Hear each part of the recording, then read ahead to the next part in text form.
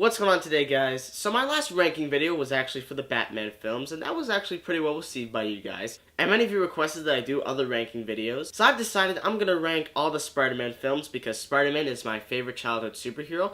I love Spider-Man, I've grown up with Spider-Man, I love the original films. So let's talk about all 5 feature films, and there will be brief, minor little spoilers for each one. So if you haven't seen these Spider-Man films, definitely check them out and come back to this ranking video. I'm going to be ranking these from worst to best because if I go from best to worst, it will just get sad very, very fast. So let's talk about the worst Spider-Man film. At number 5, The Amazing Spider-Man II. This movie is terrible. I hate this movie. I think it is by far the worst Spider-Man film ever made. It's incoherent, lazy, just loud, blistering noise, characters that don't make any sense. Dennis Leary's ghost form, I guess, comes back. There are so many things in this movie that are so disjointed and incoherent that it just prevented me from thinking, this could actually be a really good movie. And guys, don't even get me started on the plot holes of this movie because, my God. It's amazing how this script was actually passed and said, this actually is good. Let's make this movie. There are like 15 plot holes in this movie, and I think the worst one is when Peter throws a calculator out the wall that has these tokens inside of them that he takes to an underground railroad station where he finds that, it's not even worth explaining because it's such crap. This is a terrible, poorly constructed movie that was miscast all across the board. Seriously, Jamie Foxx as Electro? Dane DeHaan as the Green Goblin? Coming in at number 4 is The Amazing Spider-Man. Now, I don't have a deep distaste or hate like I do with The Amazing Spider-Man 2 because there are a couple of things about The Amazing Spider-Man 1 that I did enjoy.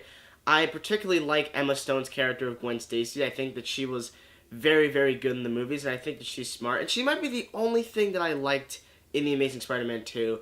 But it's kind of sad when you think to yourself the romance in a Spider-Man movie is the best thing about it. I think that's pointless and stupid because the best thing about a Spider-Man movie should be Spider-Man, not a freaking romance. And just like The Amazing Spider-Man 2, there are sequences that don't make any sense. People and characters appear and disappear out of nowhere with no explanation as to where they've gone. Now, yes, there are some deleted scenes, but that's just an excuse to have people watch scenes and they're like, oh, so that's what happened to that character. No, you should have it in the movie. Therefore, it should make sense. But it doesn't make any sense. Coming in at number 3 is, of course, Spider-Man 3. This is definitely by far the weakest in the Raimi trilogy. It's definitely the worst movie, but I don't hate it. And I know a lot of people are going to say that Spider-Man 3 is worse than the Amazing Spider-Man films. I don't agree with them at all because I think that Spider-Man 3 was at least a movie. It was trying to be an actual film and not just a bunch of Sony products just laced around and they wanted to throw Spider-Man in it. I think Spider-Man 3 at least had some good filmmaking techniques by Sam Raimi. Now, yes, the direction of the movie can sometimes be a little off due to Raimi not really liking the film and not really agreeing with Sony. So you can tell there's a lot of those static, unmoving shots because I think Raimi was just like, I don't care about this anymore. Now, there are things in Spider-Man 3 that are absolutely awful, that make no sense, that feel like they're written with a crayon. But then there are other things about Spider-Man 3 that I think are really good. I really like the opening fight between Peter and Harry. I think it's still terrific. It really gets my adrenaline pumping. I really like the scene where Sandman rises from the ashes. That is just terrific. And I think James Franco, once again, is excellent as Harry. Coming in at number 2 is Spider-Man. I love the original Spider-Man movie. I think it's terrific. Are there some silly moments? Absolutely. But I do think that at times it really does take itself seriously, and I really enjoy the characters. I think all of them made sense. There wasn't any ridiculous Peter or emo character dancing in the street. There was none of that. This was a really, really good place for Marvel because they just made the first X-Men film. I think Spider-Man is the most relatable superhero probably ever, as far as I'm concerned. I just really love the character, and I think they really brought him to life in this movie.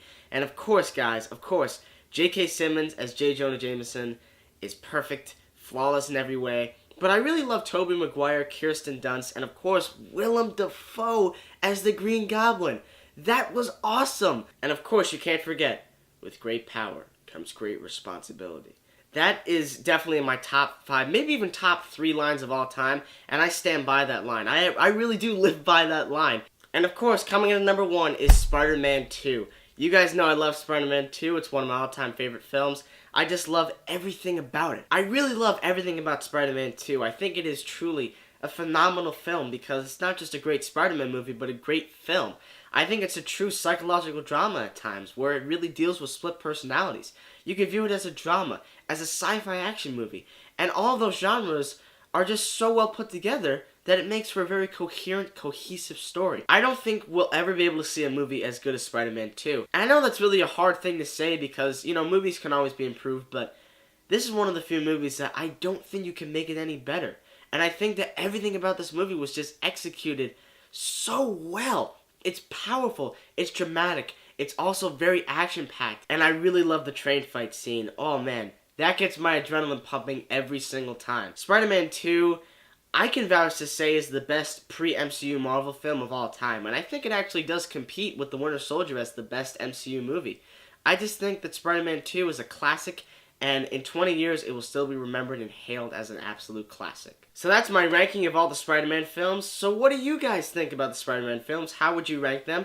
Please tell me in the comment section below. And guys, thank you so much for watching as always. If you'd like to request any more ranking videos, please do so as well in the comments below. And guys, thank you so much for watching and stay tuned.